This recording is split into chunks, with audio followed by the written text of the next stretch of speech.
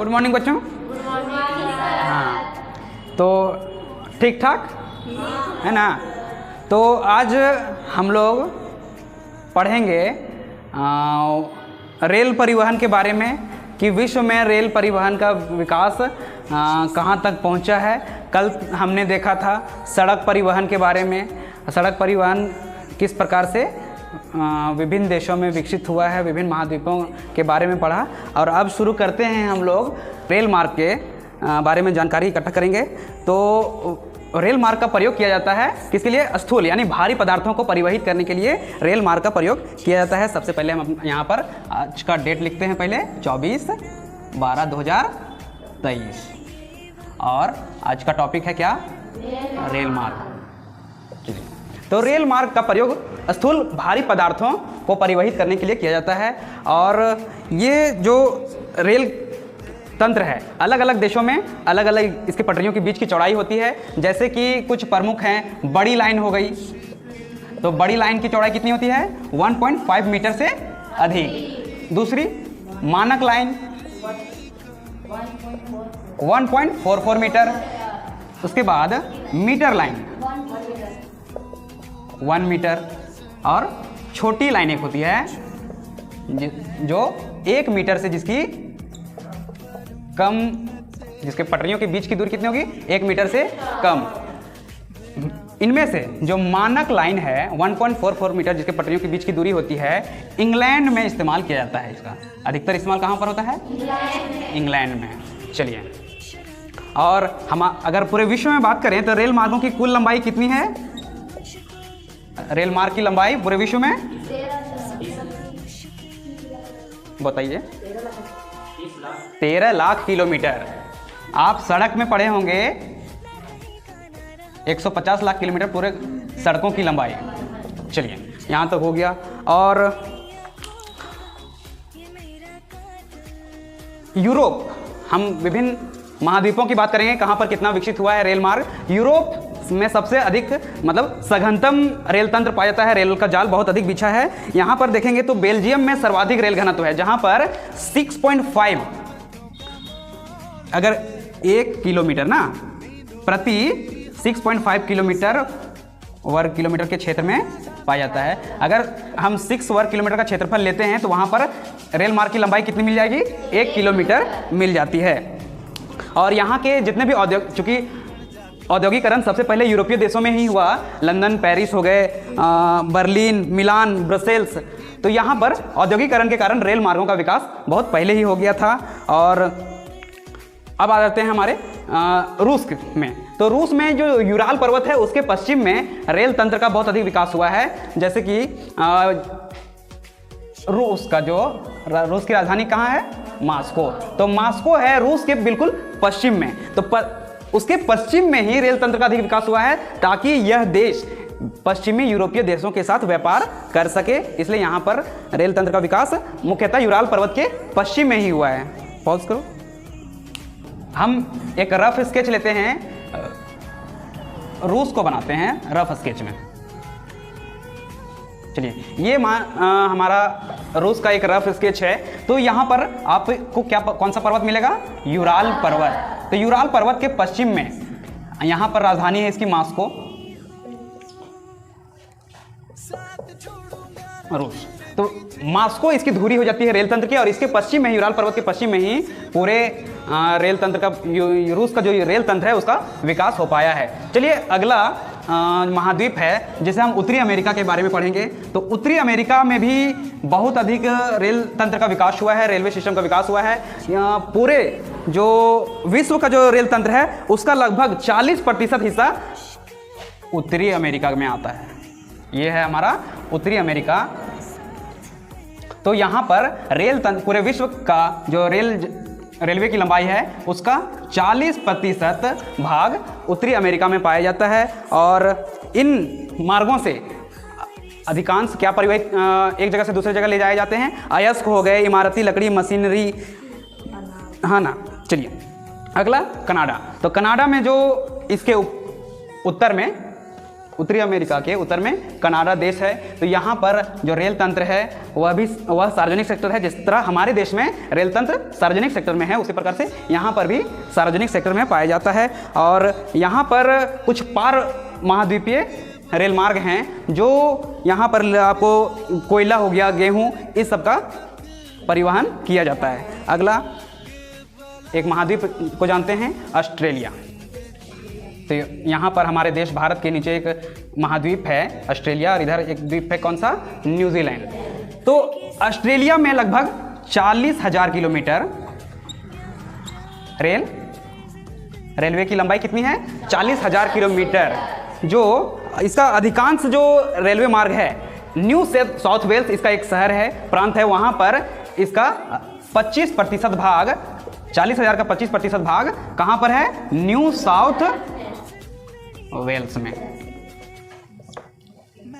अगला दक्षिणी अमेरिका में रेल तंत्र का उतना अधिक विकास नहीं हुआ है। सिर्फ यहाँ पर आप दक्षिणी अमेरिका को बना देते हैं, चलिए बनाते हैं। तो दक्षिणी अमेरिका में रेल तंत्र का उतना अधिक विकास नहीं हुआ है। सिर्फ अर्जेंटीना और ब्राज़ील के जो कॉफी उत्पादक क्षेत्र हैं और अर्जेंटीना का जो पंपास का मैदान है, वहाँ पर ही रेल तंत्र का विकास हुआ है। कहाँ पर, ये हो गया हमारा पंपास का घास मैदान, और यहाँ कॉफ़ी उत्पादक क्षेत्र, यहीं पर रेल तंत्र का विकास हुआ है। एशिया में जो भारत, चीन, जापान जो घने सघन रूप से बसे हुए देश हैं, वहाँ पर रेल तंत्र का सघनतम घनत्व तो पाया जाता है। यहाँ पर रेलवे घनत्व तो बहुत अधिक है। जैसा हमारे देश में देखते हैं हर कोने तक रेल पहुँच गई। यहाँ अभी 2020 में पूर्वोत्तर राज्य में रेल तंत्र का विकास नहीं हुआ था, रेलवे लाइन नहीं पहुँची थी, सिक्किम तक रेलवे लाइन पहुँचा दिया गया है। अब दूसरा सबसे बड़ा महाद्वीप कौन सा है,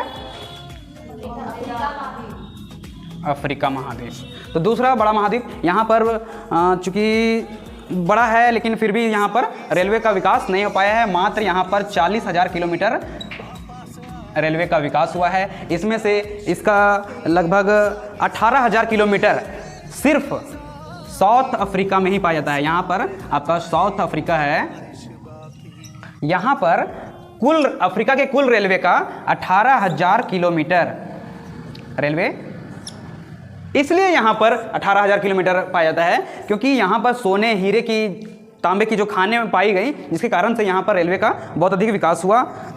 यहाँ पर इस महाद्वीप में और भी अधिक रेल मार्ग हैं, जैसे कि बेंगुएला रेल मार्ग जो अंगोला से कटंगा तक जाता है, जाम्बिया की जो ताम्र पेटी है उससे होकर गुजरता है। अगला है तंजानिया रेल मार्ग जो जाम्बिया ताम्र पेटी यानी कि तांबा की जो पेटी है उससे होकर के दार ए सलाम तक जाता है। अगला बोत्सवाना और जिम्बाब्वे के बीच, और लास्ट एक और बड़ा रेल लाइन है जो दक्षिणी अफ्रीका के केप टाउन से प्रिटोरिया के बीच चलता है, जिसका नाम ब्लू ट्रेन है। चलिए अब शुरू करते हैं पार महाद्वीपीय रेल मार्ग। जो पार महाद्वीपीय रेल मार्ग उसे कहते हैं जो एक महाद्वीप के एक छोर से दूसरे छोर तक जो जाता है उसको पार महाद्वीपीय रेल मार्ग कहा जाता है। तो इसमें सबसे जो महत्वपूर्ण है और सबसे बड़ा पार महाद्वीपीय रेल मार्ग का नाम बता सकते हैं क्या आप लोग? पार साइबेरियन रेल मार्ग, पार साइबेरियन रेल मार्ग, अंग्रेजी में इसको कहते हैं ट्रांस साइबेरियन रेलवे। ये विश्व का सबसे लंबा रेलवे है, यानी कि रेल मार्ग है, जिसकी लंबाई कितनी है? 9,322 किलोमीटर। ये रूस के पश्चिम में स्थित सेंट पीटर्सबर्ग से होते हुए यहां से मॉस्को, कजान, नोवोसिबिर्स्क, म्यूनिख, क्या है अगला? ट्यूमिन, शीता, यहाँ पर ख्रब्रोवस्क से लेकर के यहाँ पर कौन सा अंतिम स्टेशन कौन सा पहुँचता है? व्लादिवोस्टोक। यहाँ पर पूर्वी छोर में व्लादिवोस्टोक तक जाता है। सेंट पीटर्सबर्ग से स्टार्ट होकर के कुल 9,322 किलोमीटर की दूरी तय करते हुए व्लादिवोस्टॉक तक जाता है। तो आपसे सवाल पूछा जाएगा कि ट्रांस साइबेरियन रेलवे का पूर्वी छोर पर जो स्टेशन है वो कौन सा है, तो क्या होगा, व्लादिवोस्टॉक, और पश्चिम में सेंट पीटर्सबर्ग। चलिए, इसको अन्य रेल मार्ग भी इसको उत्तर दक्षिण से जोड़े हुए रहते हैं, जैसे कि ओडेसा जो यूक्रेन से जोड़ती है, कैस्पियन तट पर बालू ताशकंद वहाँ से ताशकंद कहाँ है, उज्बेकिस्तान की राजधानी ताशकंद है, वो जोड़ती है। उलन बटोर मंगोलिया का एक शहर है, तो वहाँ से इसको जोड़ा जाता है। और उसके बाद रोनियांग मगदेन जो चीन का शहर है वो बीजिंग की ओर ले जाता है, यानी कि ये बाकी इसको दक्षिण की ओर जोड़ने वाली बहुत सारी रेल लाइनें हैं। जैसे इसको पश्चिम में जोड़ देंगी कहाँ से, यूक्रेन से, दक्षिण में चीन से जुड़ता है, हाँ? और इधर आपका दक्षिण पूर्वी में मंगोलिया से जुड़ेगा ये। ऐसे इस प्रकार से अनेक रेल लाइन इसमें जुड़ते चले जाते हैं। अगला जो रेल मार्ग है जो सबसे महत्वपूर्ण है, फिर पार कैनेडियन रेल मार्ग, यानी कि ट्रांस कैनेडियन रेलवे।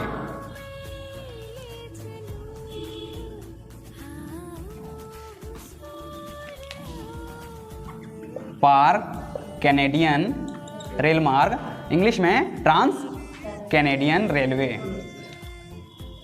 तो चलिए इसके बारे में शुरू करते हैं। यह जो रेल मार्ग है इसकी कुल लंबाई 7,050 किलोमीटर है। इसकी कुल लंबाई 7,050 किलोमीटर, जो पूर्व में हैलीपैक्स से शुरू होता है। कनाडा के पूर्व में स्थित शहर कौन सा है, हैलीपैक्स। यहाँ पूर्व में हैलीपैक्स से शुरू होते हैं, ये पश्चिम की ओर यहाँ पर कौन सा शहर है, वैंकूवर तक जाती है। और इसके बीच में जो प्रमुख शहर आएंगे, मॉन्ट्रियल, ओटावा, विनिपेग और कैलगरी। मॉन्ट्रियल, पॉज करो, ओटावा, कौन है जी इतना हालत करते रहता है, कैलगरी। शुरू किया। पूर्व में स्थित हैलीपैक्स से शुरू होती है और वो मॉन्ट्रियल, ओटावा, विनिपेग, कैलगरी से होते हुए पश्चिम में वैंकूवर तक जाती है। ये है कनाडा की राजधानी ओटावा। अब इसका विकास हुआ था, पार कैनेडियन रेल मार्ग का विकास हुआ पश्चिम में जो क्या कहते हैं, ब्रिटिश कोलंबिया को ये राज्यों के संघ में शामिल करने के लिए, यानी कनाडा में उसको शामिल करने के लिए इस रेल मार्ग का विकास किया गया। और इस रेल मार्ग को विकसित होने का एक प्रमुख कारण यह भी है कि आप जान रहे हैं कि ये शीतोष्ण कटिबंधीय क्षेत्र है। तो एक जानकारी रखिए बढ़िया से कि उष्ण कटिबंधीय वन घने होते हैं, यानी कि सदाबहार वन घने होते हैं, और शीतोष्ण कटिबंधीय वन थोड़ा उससे कम घने होते हैं। लेकिन लकड़ी का व्यापार शीतोष्ण कटिबंधीय वनों से ही होता है, यानी कि इमारती लकड़ियाँ का जो व्यापार है ना, बड़े बड़े पेड़ पाए जाएंगे उष्ण कटिबंधीय वर्षा वन में, लेकिन वो जो व्यापार होगा लकड़ियों का वो कहाँ से होगा, शीतोष्ण कटिबंधीय वन का।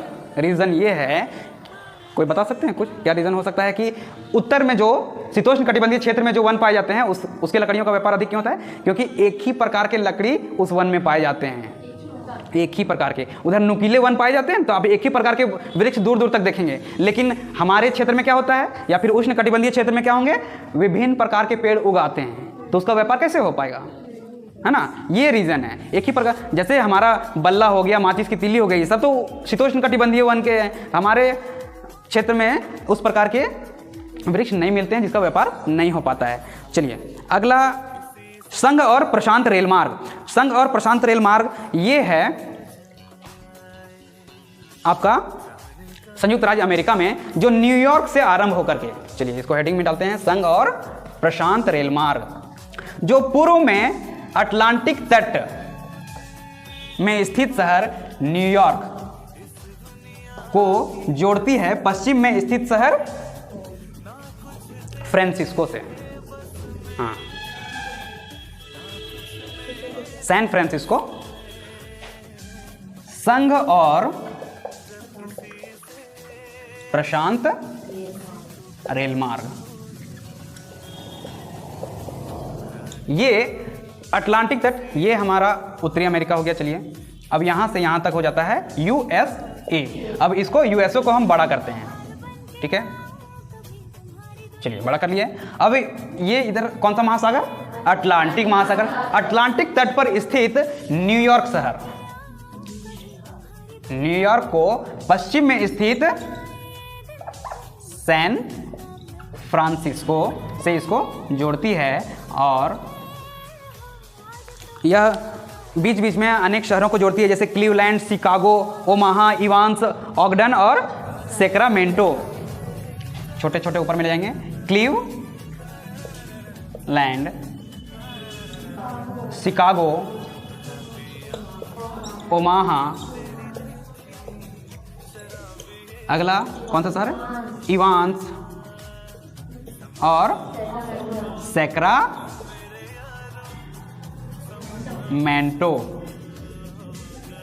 इन शहरों को भी ये जोड़ते हुए जाती है, कौन सी, संघ और प्रशांत रेल मार्ग।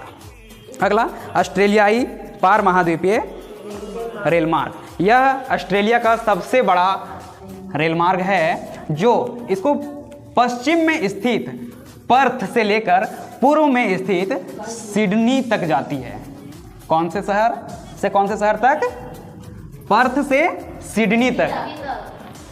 चलिए, ये हमारा ऑस्ट्रेलिया, ये ऑस्ट्रेलिया का पश्चिम में शुरू होता है, कहाँ पर, पर्थ में से कलगुरली, ब्रोकन हिल और पोर्ट अगस्ता से होकर पूर्वी तट पर स्थित, यहाँ कौन सा, ये दक्षिण में है, हल्का ऑस्ट्रेलिया के दक्षिण भाग में स्थित है। क्या नाम है यहाँ पर शहर का, पर्थ से होते हुए यहाँ पर सिडनी तक जाती है, और बीच में ये अनेक शहरों को पार करती है, जैसे कलगुरली, ब्रोकन हिल,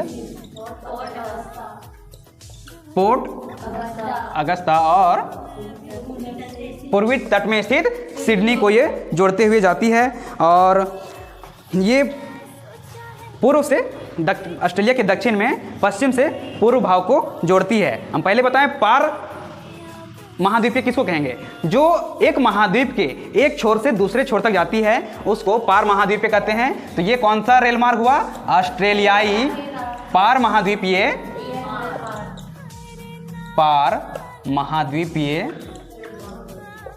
रेल मार्ग। चलिए, ये हो गया।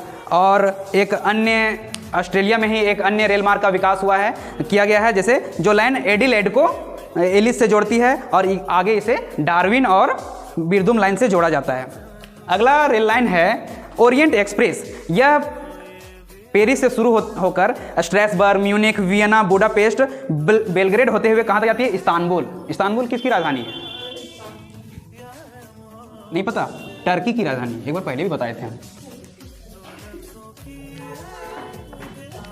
इस्तांबुल। तो इस ओरिएंट रेल मार्ग का विकास होने से जो लंदन से लेके इस्तांबुल के बीच का जो चलिए कौन सा, ओरिएंट एक्सप्रेस,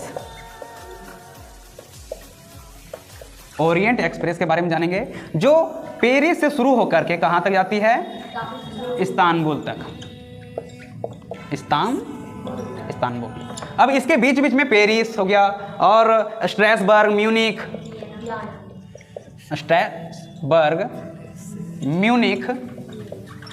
वियना। वियना किसकी राजधानी है, आप लोग हिटलर के बारे में जान रहे हैं, वो तो उसकी राजधानी बर्लिन है। ऑस्ट्रिया की राजधानी वियना है। वियना की संधि हुई थी जिस पर उस पर काफ़ी सारा बोझ लादा गया। वियना के आगे यहाँ और कहाँ जाती है, ये बुडापेस्ट हो गया और बेलग्रेड, बुडापेस्ट और बेलग्रेड।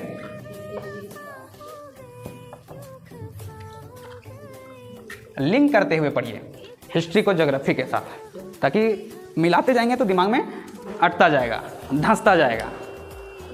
चलिए, ये जो रेल मार्ग का विकास हुआ, इसके विकास से लंदन से लेके इस्तांबुल तक अगर समुद्री यात्रा की जाती तो 10 दिन लगते। अब इस रेल मार्ग ने क्या किया, इस दूरी को अब मात्र 96 घंटे में ही ये तय करने लगा इस रेल मार्ग के जरिए।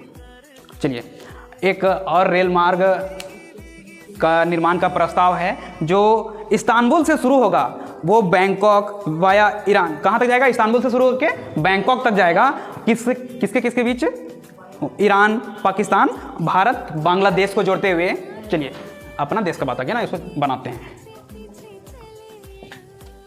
वो निर्माण का प्रस्ताव रखा गया है। देखिए तो सब पूरे विश्व में पार महाद्वीपीय रेल मार्ग जा रहे हैं, लेकिन हमारे देश में नहीं गुजर रहा है, तो अब उसका भी प्रस्ताव चला है। इस्तांबुल तक आ गया पार महाद्वीपीय, तो इस्तांबुल से कहाँ तक जाएगा, बैंकॉक तक। अब इसके बीच में कौन कौन से देशों को ये जोड़ेगा, ईरान, पाकिस्तान, भारत, बांग्लादेश और म्यांमार को जोड़ते हुए ये बैंकॉक तक जाएगा। कौन बताएंगे म्यांमार का पुराना नाम? नहीं जानते हैं, कोई दिक्कत नहीं है। बर्मा। शुरू करते हैं जल परिवहन। जल परिवहन, जल परिवहन का सबसे बड़ा फायदा यह है कि इसमें मार्ग को नहीं बनाना पड़ता है ना। तो महासागर एक दूसरे से जुड़े होते हैं, जिसके कारण से एक महाद्वीप के एक छोर से दूसरे छोर तक आसानी से जा सकते हैं। बस आवश्यकता है वहाँ पर पत्तन की सुविधा होनी चाहिए। अगर पत्तन है तो एक जगह से दूसरे जगह तक जा सकते हैं। और ये अन्य परिवहन की अपेक्षा सस्ता है। सस्ता इसलिए है क्योंकि ये सड़क हो या रेल मार्ग हो, तो वहाँ पर क्या करता है, जो हमारा वाहन चलेगा वो घर्षण बल लगाता है। वो जो सड़क है हमारे ऊपर घर्षण बल लगाएगा, जिसके कारण से हमारी जो स्पीड है वो घटती जाती है। लेकिन जल का घर्षण कम होता है, जिसके कारण से इसमें ईंधन की भी खपत कम होती है, जिसके कारण से ये सस्ता पड़ता है। जल परिवहन को दो भागों में विभक्त करते हैं। कौन कौन से भाग में? एक आंतरिक, दूसरा समुद्री मार्ग। आंतरिक जल मार्ग और दूसरा समुद्री मार्ग, आंतरिक जल मार्ग। चलिए देखते हैं समुद्री मार्ग को अब विस्तार से। तो समुद्री मार्ग का एक मतलब सभी दिशाओं में, ताकि हमारी पृथ्वी में 71% भूभाग पर महासागर फैले हुए हैं, तो इसलिए सभी दिशाओं में समुद्री मार्ग के जरिए हम एक जगह से दूसरे स्थान तक, एक स्थान से दूसरे स्थान तक स्थूल पदार्थों को एक जगह से दूसरे स्थान ले जा सकते हैं। और लंबी दूरियां तय करने के लिए ये बहुत अच्छी हैं। और आज के जो जहाज़ें हैं, है ना, जिससे एक स्थान से दूसरे स्थान पर ले जाता है, नौ संचालन किया जाता है, वो आधुनिक जो तकनीकी है उससे लैस होते हैं। जैसे राडार एक टेक्नोलॉजी है जिससे सिग्नल दिया जाता है कि हर तरफ का मतलब आगे का रास्ता क्लियर है, कोई उसमें दिक्कतें नहीं आ रही हैं, यानी कि समुद्र में कोई तूफान वगैरह नहीं उठा है, वो राडार बतलाता है। राडार का फुल फॉर्म होता है radio detection and ranging. Radio detection, तो रेडियो फ्रीक्वेंसी को ये डिटेक्ट करेगा और क्या करेगा, रेंज बताएगा कि कितने दूरी में वो रेडियो तरंगें उत्पन्न हुई हैं। राडार हो गया, बेतार के तार और नौ परिवहन से जितने भी सुविधाएं होती हैं, आधुनिक सुविधाएं, उससे लैस होते हैं। अगर शीघ्र नाशवान वस्तु को ले जाना है तो पहले से ही जहाज़ों में प्रशीतक कोष्ठ होते हैं, यानी कि रेफ्रिजरेटर एरिया होते हैं, जहां पर वस्तुओं को ठंडा किया जाता है। और अब जब कंटेनरों का प्रयोग किया जाने लगा जब से, तो उससे पतनों पर नौभार का जो निपटान था वो बहुत आसानी से होने लगा। यानी कंटेनर मतलब डायरेक्ट उसको कंटेनर में डालिए, उसको जहाज में रख दीजिए, या फिर जहाज से उठा करके डायरेक्ट उसको पतन में रख दिया जाता है। एक एक करके सामान उतारने और चढ़ाने का झंझट अब खत्म हो गया। प्रमुख समुद्री मार्ग देखेंगे, महत्वपूर्ण समुद्री मार्ग। चलिए उसमें से सबसे उत्तरी अटलांटिक समुद्री मार्ग, यह विश्व का सबसे व्यस्तम समुद्री मार्ग है, क्योंकि विश्व के टोटल व्यापार का लगभग 25% हिस्सा इसी समुद्री मार्ग से होता है। कौन सा समुद्री मार्ग? उत्तरी अटलांटिक समुद्री मार्ग। अब चूंकि देखिए विकसित देशों के आसपास ही है ये ना, पश्चिमी यूरोप हो गया और इधर उत्तरी अमेरिका। अब यहां पर ये हो गया मेरा उत्तरी अटलांटिक। तो ये जो हिस्सा है यहां पर ये पश्चिमी यूरोप के देशों को पूर्वी अमेरिका से ये जोड़ता है। और मुख्य रूप से यहाँ पर विदेशी व्यापार का मतलब 1/4 हिस्सा इसी से होता है, इसलिए यह विश्व का सबसे व्यस्तम व्यापारिक मार्ग है। इसको एक और नाम से जानते हैं, क्या कहते हैं इसको?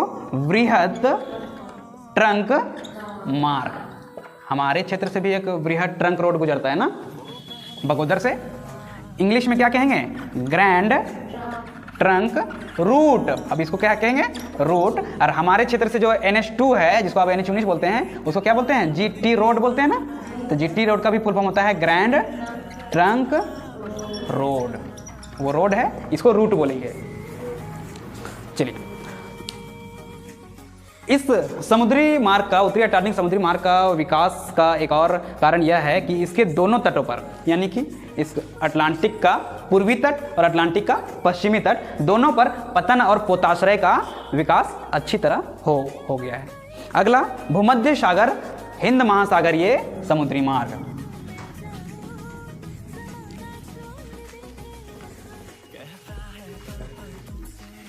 भूमध्य सागर से हिंद महासागर को कौन सा नहर जोड़ता है? स्वेज नहर। ये हमारा यूरोप हो गया और इधर अफ्रीका के देश हो गए, यहाँ पर मेरा अरब कंट्रीज हो गए, ठीक है। तो यहाँ पर है भूमध्य सागर। यहाँ पर से पोर्ट सईद और स्वेज होते हुए ये लाल सागर को मिलाता है, जो हिंद महासागर में इसको कहाँ तक ये व्यापार कर सकता है? पोर्ट सईद से शुरू होता है, पोर्ट सईद, अदन, मुंबई, कोलंबो, सिंगापुर तक ये समुद्री मार्ग जाता है, जहाँ से दूसरा सबसे महत्वपूर्ण है। उत्तरी अटलांटिक के बाद दूसरा महत्वपूर्ण इसलिए हो जाता है क्योंकि ये अनेक देशों और ढेर सारे लोगों को सेवाएं प्रदान करता है।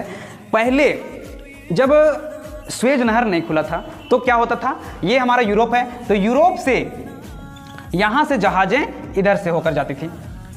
यहाँ पर उत्तमाशा अंतरीप है, केप उत्तमाशा अंतरीप से जब जाती थी तो यहाँ कोलंबो तक जाती थी, यानी कि श्रीलंका की राजधानी कोलंबो। यहाँ तक जाने में समय अधिक लगता था। जब स्वेज नहर खुल गया तो लगभग 6040 किलोमीटर की दूरी को इसने कम कर दिया। 6040 किलोमीटर, जो कि आप 9 क्लास में लगभग 7000 किलोमीटर की दूरी को पढ़ रहे थे कि उस स्वेज नहर में ने उसकी दूरी को कम कर दिया। चलिए, अगला है उत्तमाशा अंतरिप समुद्री मार्ग, जो इसका पुराना मार्ग था, जो हम अभी डिजाइन किए हैं। उत्तमाशा अंतरिप समुद्री मार्ग जो यहाँ पर इंग्लैंड के लिवरपूल से शुरू होता था, सो कोलंबो तक जाता था। तो इसका अभी इसका प्रयोग बहुत कम किया जाने लगा, क्योंकि अब हिंद महासागर में डायरेक्ट स्वेज नहर के रास्ते अब एंटर किया जा सकता है। लेकिन फिर भी इसमें व्यापार होता है, क्योंकि अफ्रीका के जो देश हैं वहाँ पर सोना, हीरा, तांबा, मूंगफली, कहवा और फलों की खेती की जाती है भूमध्य सागरीय क्षेत्र से, इसलिए वहाँ से इस प्रयोग का व्यापार करने के लिए इस रूट का इस्तेमाल अभी भी हो रहा है। आगे यही उत्तमाशा अंतरिप समुद्री मार्ग है, ये नीचे की ओर ऑस्ट्रेलिया और न्यूजीलैंड के वाणिज्यिक और कृषि प्रदेशों तक भी जाता है। चलिए, क्या बात है, बहुत ध्यान से आप हंस रहे हैं, अब मन ही मन। दक्षिणी अटलांटिक समुद्री मार्ग अगला। अभी उत्तरी अटलांटिक समुद्री मार्ग पढ़ रहे थे, अब पढ़ेंगे दक्षिणी अटलांटिक समुद्री मार्ग।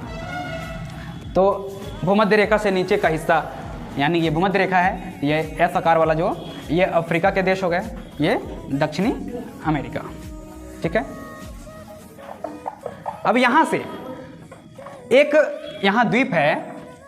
चलिए, अब यूरोप भी इधर बना लेते हैं, ये उत्तरी अमेरिका बना लिए। ये दक्षिणी अटलांटिक समुद्री मार्ग है, ये क्या करता है? पश्चिमी यूरोपीय देश और अमेरिका के देशों को यहाँ से पनामा नहर होते हुए यहाँ पर एक द्वीप है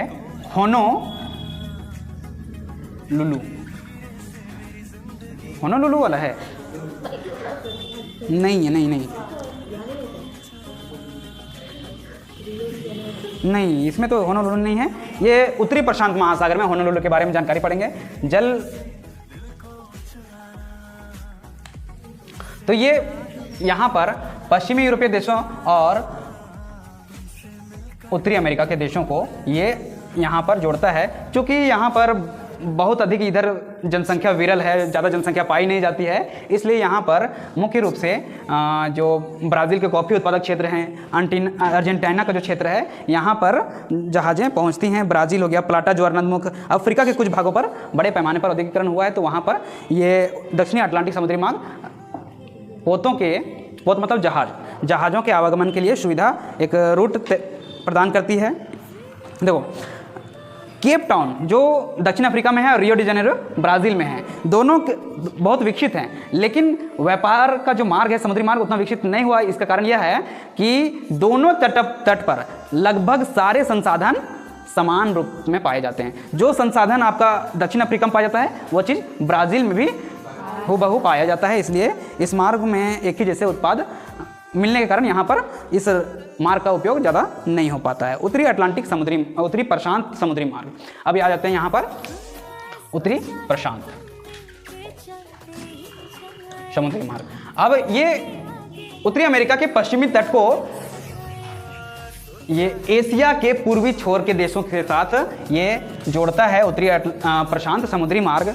और यहाँ पर जैसे कि किनको जोड़ेगा, तो ये वैंकूवर से शुरू होता है। अब जान रहे हैं, अभी तो बताए थे, यहाँ पर ब्रिटिश कोलंबिया का एक शहर है, क्या नाम है, वैंकूवर से ये इधर की ओर याकोहामा, जापान में कौन सा जगह है, याकोहामा, यहाँ जोड़ता है। और इसके बीच की दूरी को कम करके अब ये कर दिया गया है 2480 किलोमीटर। ये समुद्री मार्ग उत्तरी अमेरिका के पश्चिमी तट पर स्थित पत्तनों को एशिया के पत्तनों से जोड़ता है। जैसे वैंकूवर हो गया, ये अभी बात करेंगे किधर, उत्तरी अमेरिका के पश्चिमी तट में कौन कौन से, Vancouver, Seattle, Portland, San Francisco, इधर सारे नीचे की ओर आएंगे तो वैंकूवर हो गया। उसके बाद देखिए, वैंकूवर के बाद सिएटल है, पोर्टलैंड, सैन फ्रांसिस्को, ये अमेरिका की ओर हैं। और एशिया की ओर कहाँ जोड़ेंगे, तो एशिया में याकोहामा हो गया। आगे और जाएंगे तो शंघाई चीन में हो गया, हाँ शंघाई चीन में। उसके बाद हांगकांग, उसके बाद मनीला और सिंगापुर को ये जोड़ते हुए जाती है। मनीला फिलीपींस की राजधानी है, मनीला।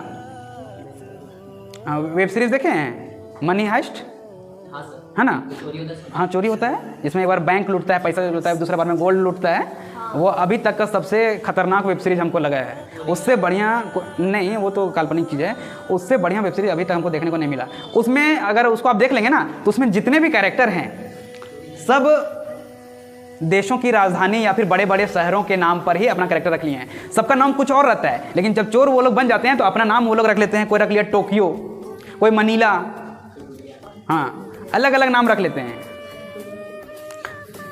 विभिन्न देशों के नाम को अपने साथ वो रख लेते हैं। बर्लिन, उसका कैरेक्टर बड़ा अच्छा लगा, बर्लिन का। हाँ चलिए, अब दक्षिणी प्रशांत समुद्री मार्ग, यहाँ पर क्या, शंघाई, याकोहामा, सिंगापुर और मनीला हो गया, फिलीपींस की राजधानी। सिंगापुर की राजधानी सिंगापुर, सिंगापुर नगर। चलिए, अब दक्षिणी प्रशांत समुद्री मार्ग। तो दक्षिणी प्रशांत समुद्री मार्ग, यहाँ पर एक द्वीप है, अब बनाते हैं होनोलुलु।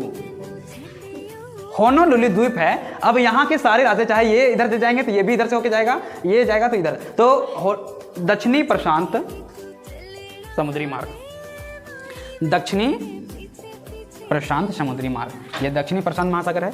इधर आपका जाता है ऑस्ट्रेलिया, न्यूजीलैंड। अब ये क्या करता है, दक्षिणी प्रशांत समुद्री मार्ग यहाँ से होनोलुलु होते हुए ये पश्चिमी यूरोपीय देशों से जोड़ता है। होनोलुलु होते हुए ये उत्तरी अमेरिका के देशों को जोड़ता है और इधर दक्षिण अमेरिका के पश्चिमी तट से ये ऑस्ट्रेलिया के पूर्वी तट के नगरों से जोड़ता है। जो पतन नगर है वहाँ पर इसको जोड़ता है। साथ ही साथ ये और आगे जाता है, ये होनोलुलु होते हुए दक्षिण पूर्व एशिया के देश जैसे कि हांगकांग हो गए, फिलीपींस, इंडोनेशिया, दक्षिण पूर्व एशिया का सबसे बड़ा देश इंडोनेशिया है ना, उसको जोड़ता है। जैसे इंडोनेशिया, फिलीपींस, इसके ऊपर में है फिलीपींस, इधर है फिलीपींस, ऊपर में है क्या, हांगकांग, तो यहाँ पर जोड़ा जाता है। चलिए, अब तटीय नौ परिवहन, तो तटीय नौ परिवहन का विकास वहीं पर हुआ है जहां पर हम तो जानते हैं कि जल परिवहन एक सस्ता है, तो जिसका भी तटीय रेखा सबसे अधिक हुआ है प्राकृतिक रूप से जो मिलता है ना, कोई अपने से विकसित कर नहीं सकता है कि हम तट रेखा बना लें समुद्र में स्थल को फैला करके। तो तटीय रेखा जिस देश की अधिक है, जैसे संयुक्त राज्य अमेरिका उसका भी बड़ा देश है, दोनों साइड में उसको तट मिल जाता है, अटलांटिक तट पर, प्रशांत तट पर। उसी प्रकार से भारत को भी एक विशाल तटीय रेखा मिला हुआ है। आप जान सकते हैं भारत में तट रेखा की लंबाई कितनी है?